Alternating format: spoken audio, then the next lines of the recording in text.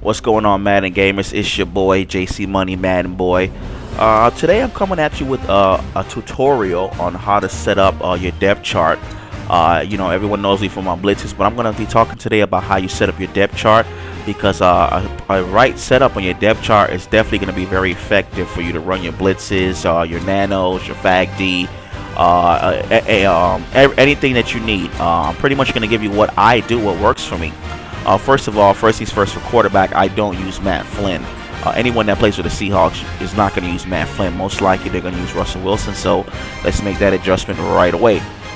Okay, right, so once we make that adjustment, I'm going to go on to the next section, which is the wide receivers.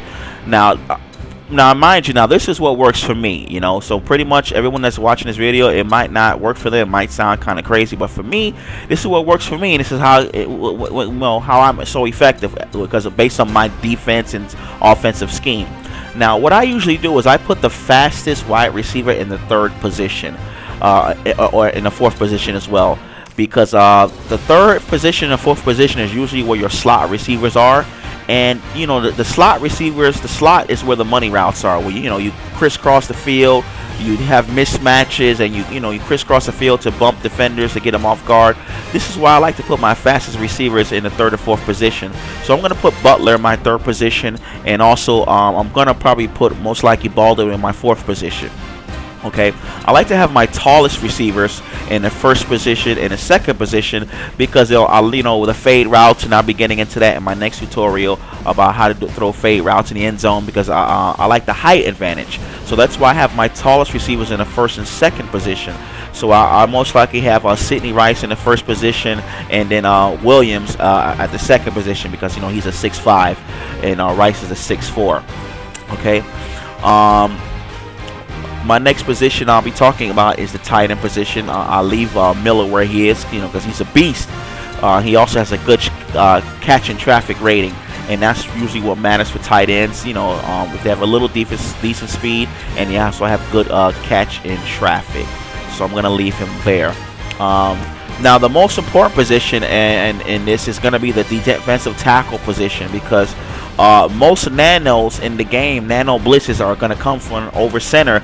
It usually is from the defensive tackle position. So usually what I do in the defensive tackle position, I'm going to put Bruce Irvin. He's a 90 speed, and that's why I have him at my D tackle. Now at stock, originally he's the right end at the number 2 position. So in order for you to make this adjustment, what you're going to have to do is you're going to have to put Bruce Irvin in the number 3 position, and then once you do that, then you go ahead and take him and put him in the number 1 defensive tackle position. Because what happens is, if you try to take someone out of either a number 1 or number 2 position and put him in another position, you're going to get a message saying that you cannot start the player twice in a position twice. He can't be starting in the same position, 2 different positions twice. So that's why you take him and put him in the 3rd position and in his original position. Then you go back to the position you want to put him in. Then you go ahead and put him in that number 1 position. So he's a right end. I take him, put him at the number 1 defensive tackle position. Okay, and so also what you want to do is you might want to have a decent person in the number 2 position, because sometimes there are also nanos that work where the 2nd defensive tackle has to have some type of speed. So that's what I'll do. So what I'll do is I'll leave Jones at the number 2 position, and I'll put Irvin at the number 1 position for defensive tackle. Okay. All right. Now the next thing I want to talk about is linebackers. Now this is the scheme that I run. My scheme requires that I have my fastest linebackers on the outside, the right outside linebacker position, and the left outside linebacker position, because the way I run my scheme, if you see my videos with my 4-3 over, 4-3 under, my edge heat, this is the reason why I have my fast linebackers on the outside. I know most people like to leave their fastest linebacker in the middle, but based on how I run my defense, my fastest linebackers are in the right outside linebacker position and the left outside linebacker position. As you can see, I put Bobby Wagner in my right outside linebacker position, because I want him on the left side of the field, because that's where I like to blitz, from the left side of the field, for my edge heat in the 4-3 over. You know, my middle linebacker, I probably would keep Malcolm Smith. He has an 86 speed, and you know, I use him. I mean, overall, it doesn't really matter if you're actually going to use the person. So overall, it really doesn't matter. My whole scheme on Madden is based on speed on defense, and then I like to put Corey Toomer at the left outside linebacker position because he has an 87 speed, and that's for my right side heat on the 4-3 under. So if you watch my 4-3 over, 4-3 under scheme video, you see that I get a lot of sacks based on putting that speed out there. Okay, so what I'm going to do is I'm going to go back to my defensive end position, and I'm going to look at my left end. My left end is Red Bryant. I'm going to take him out because he has a 68 speed, and I'm going to put a linebacker in that position. Now this comes as the part, the reason why I do this is because if I want to play some fag D or maybe have him go out in the coverage, if I put a linebacker in, which is Hill, he has an 80 speed. He has more agility. He can play the pass better, and this is why you want to have someone with speed on the ends. If you don't have good ends, you know, you can put mostly a linebacker. But in my case, I have Clemens. He's an 80 speed, so I'll leave him at left end. And I'm going to put, he's at right end, and I'm going to put Hill at a linebacker at the left end, and I'm going to keep Clemens on the right end because, you know, he has an 80 speed, Hill.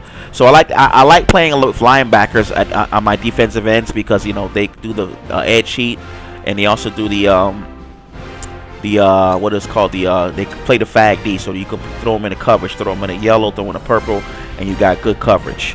Okay, the next thing I want to talk about is the quarterbacks. Now the only thing that matters at this position is height and speed. Overall, it doesn't matter. As long as you have height and speed, that's the only thing that matters at cornerback. So usually what I want to do is this. I want to put my best cornerback at the #1 position. They have Brandon Brown in this position, so I'm going to switch him out. I'm going to put Sherman in that first position because Sherman to me is my best corner in the game. And what I'm going to do is I'm going to take Browner out and put in Ray Parker because Ray Parker has a 95 speed compared to Brandon Browner's 88 speed. The only thing that matters as the corners is speed and height. Now, although Brandon Browner is taller than Ray Parker, the 95 speed is a big difference compared to 88. If the speed difference wasn't that high, then I'll probably leave Brandon Browner in his place. But you know, 95 and 80 is a big difference. So I definitely want to put Parker in that position.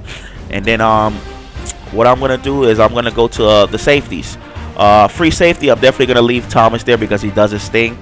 But personally, if you have a cornerback that has very high speed, the fastest person on your defense should be a free safety because you don't want no one getting beat deep.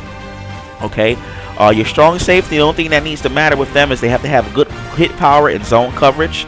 So you know, definitely I'm gonna leave Chancellor in his place. And at kick return, so at kick return, I like to have a receiver there at kick return. So I hope this video helps out a lot with this tutorial as far as how to set up your depth chart. Please like, comment, subscribe if you like what you see. I'm going to be putting out more videos, some gameplay as well. I know everyone's waiting on that. I actually have a great game that I'm going to play tonight against the number 22 player, top 22 player out of the top 100. And hey, please comment, like, subscribe. It's the biggest thank you I can get. And I really appreciate all that's watching this video. You are my motivation. Once again, it's your boy, JC Money Man Boy. See you at the top. Peace out.